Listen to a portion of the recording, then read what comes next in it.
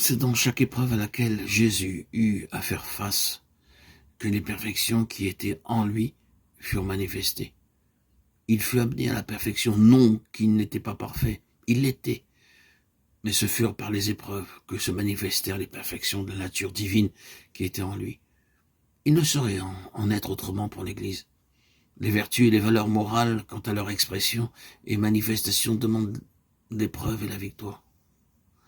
Tout ce qu'il y a en nous de mauvais vient en surface à travers l'épreuve.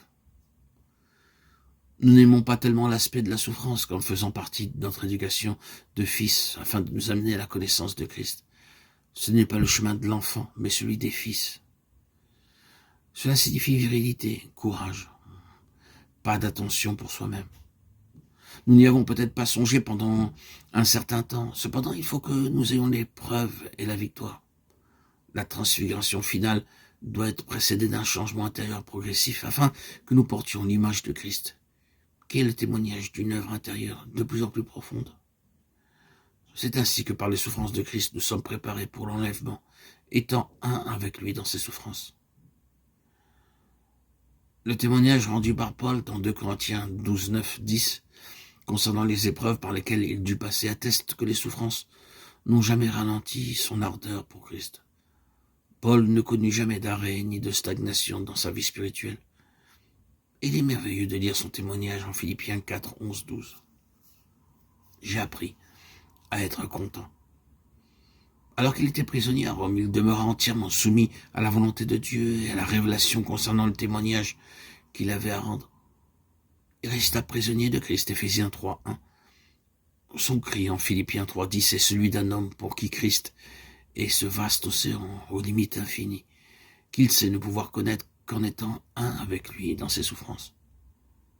Bien que sa connaissance du Seigneur était considérable, son abandon total et absolu entre les mains du Maître produisait en lui cette soif ardente qui l'amenait à considérer qu'il n'avait abordé que les rives de la connaissance de ce vaste océan, car la vision céleste de Christ le gouvernait entièrement. Il n'eut aucun regard pour lui-même, mais vivait dans les réalités de cette vie qui l'entraînait dans les profondes eaux de la communion aux souffrances de Christ. Et alors que le fer des épreuves le pénétrait, les valeurs morales et les vertus de Christ étaient introduites en lui. Aussi parlait-il de l'odeur de la connaissance de Christ répandue et du parfum de Christ. 2 Corinthiens 2, 14, 15. De même que de sa douceur. Il est possible que Paul ait envisagé autre la fin de sa vie, une fin pouvant paraître pour certains un échec. Comme Christ, il connut la solitude et l'abandon. À ses déclarations, tous m'ont abandonné, de Tite 1, 15, 4, 16.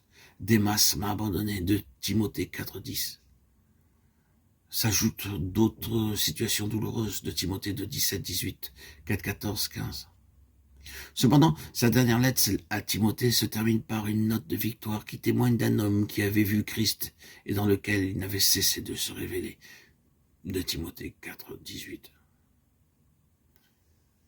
Le Seigneur me délivrera de toute œuvre mauvaise, et il me sauvera pour me faire entrer dans son royaume céleste.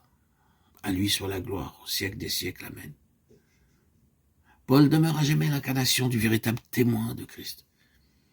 Il y a dans son témoignage l'ensemble de ce que doit être celui de l'Église, et particulièrement dans les jours de la fin où nous sommes. Il nous faut plus que ce que nous pensons généralement, car la connaissance objective ne nous qualifiera jamais. Mais nous avons besoin de voir celui qui est invisible et le voir par une révélation que lui seul peut nous donner, voir Dieu en Christ.